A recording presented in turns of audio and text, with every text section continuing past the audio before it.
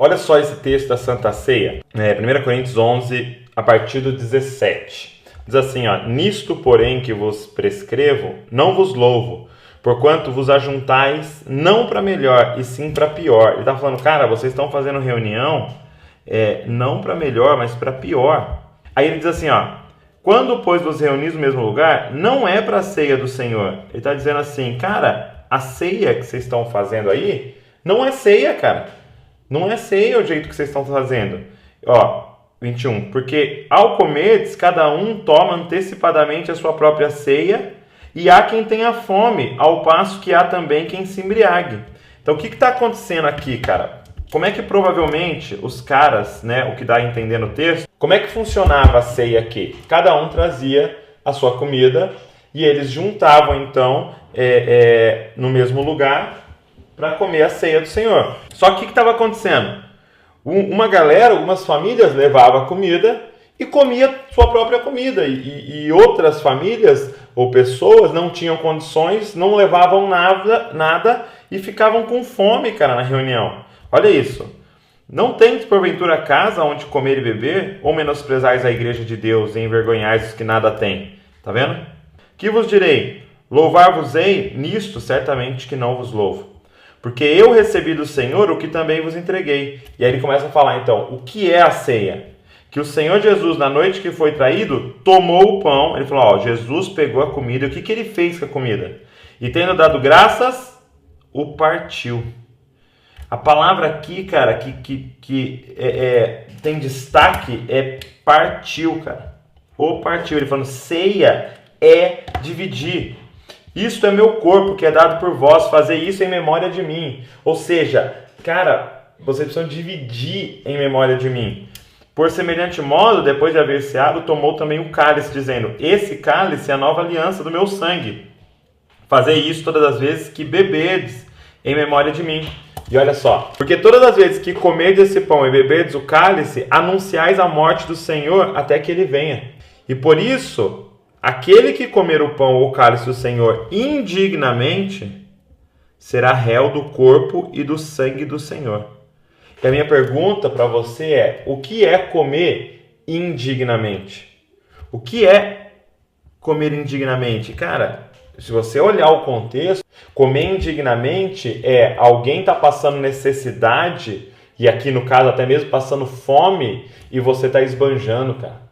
Ele está dizendo, cara, se você comer de forma indigna, ou seja, se preocupando só com você, com a sua família e não com a igreja, com o corpo, cara, você é réu do corpo e do sangue do Senhor. E ele fala, examine-se, pois, o homem a si mesmo, e assim coma do pão e beba do cálice. Pois quem come e bebe sem discernir o corpo, come e bebe juízo para si. Ele está dizendo, cara, quem come e bebe sem saber como está o corpo de Cristo, cara, como estão os outros membros, como está o meu irmão, tem alguém com fome aqui, tem alguém passando necessidade entre nós. Se a gente não examinar, cara, se está todo mundo bem, cara, a gente está comendo para a própria condenação. E olha o que ele diz, eis a razão porque há entre vós muitos fracos e doentes e não poucos que dormem. Cara, eu sempre olhei para isso aqui de forma espiritual, os fracos espirituais e os doentes e os que dormem. Mas aí eu fui olhar, o dormem é a expressão que ele usa para morte, morte física, de verdade, morte. E ele vai usar no 15, quando ele vai falar de ressurreição, aqueles que já morreram, ele usa a mesma expressão, aqueles que estão dormindo. Cara, Paulo está falando de uma coisa física aqui, porque vocês não dividem, tem pessoas entre vocês fracas, doentes e não poucos, cara, que chegaram a morrer, provavelmente de fome, cara, e vocês estão, alguns estão esbanjando e outros estão morrendo. E ele diz, porque se julgássemos a nós mesmos, não seríamos julgados, mas quando julgados, somos disciplinados pelo Senhor, para não sermos condenados com o mundo. Assim, pois, irmãos meus, quando vos reunis para comer, esperais uns pelos outros, cara. Ele está dizendo, cara, o que anuncia Jesus é o repartir. É você, cara, você precisa examinar, você precisa discernir o corpo, cara. Como está o corpo de Cristo, cara? Jesus vai dizer, cara, o mundo vai saber que eu sou o Messias, que eu sou a salvação, quando vocês forem um, cara.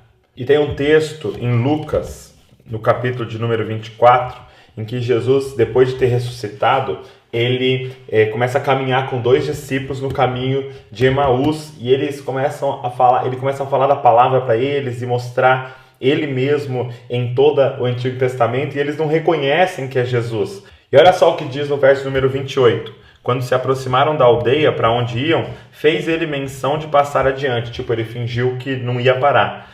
Mas eles os constrangeram, dizendo, fica conosco, porque é tarde, o dia já declina. E entrou para ficar com eles. E aconteceu que quando estava à mesa, cara, tomando ele o pão, abençoou e tendo-o partido, lhes deu. Cara, Jesus partiu o pão. Então se abriram-lhe os olhos e o reconheceram. Mas ele desapareceu da presença deles. Cara, quando ele pegou o pão e partiu e dividiu entre eles, eles reconheceram Jesus. E aí eles correram para Jerusalém para contar para todo mundo que tinham visto Jesus. E aí, olha o 35. Então os 2 contaram o que lhes acontecera no caminho e como fora por eles reconhecido no partir do pão, cara. Cara, qual é, talvez aí onde você está se reunindo com a sua galera, não sei se tem alguém passando fome, mas tem muitas fomes, cara. Talvez o emocional, cara. Você tá bem emocionalmente, mas tem gente morrendo do seu lado com fome emocional, cara. Não sei, talvez fome de pai, cara. Você tá bem com a sua família, mas tem gente órfã aí perto de você. Nós somos conhecidos como aqueles que repartem. O nosso mestre é reconhecido como aquele que reparte, cara. Eles não reconheceram a voz, eles não reconheceram a teologia, eles reconheceram o partir do pão, cara. Que nós, como cópias de Cristo, sejamos reconhecidos pelo dividir, cara, pelo doar, pelo pegar o que a gente tem, cara, e ajudar as outras pessoas, cara. Isso é a ceia do Senhor.